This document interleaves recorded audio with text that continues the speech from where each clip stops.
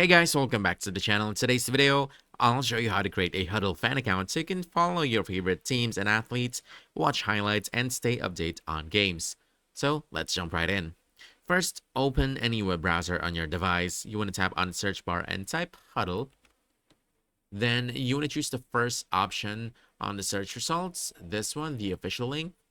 And once you're on the homepage, you want to look at the top right corner of the screen and click on Login, then choose the first option. This should take you to the login page.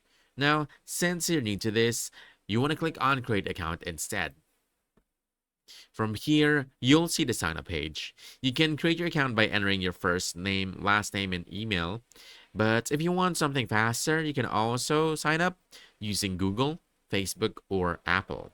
Just choose what works best for you. For now, let's go ahead and try entering details. Once done, just click on Continue. Then from here, you want to choose and create a password. Make sure it's strong and at least 8 characters with a mix of uppercase letters, lowercase letters, numbers, and special characters.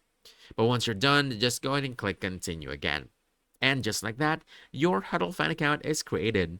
You can now start following teams and athletes, watch highlights, and keep up with schedules and results.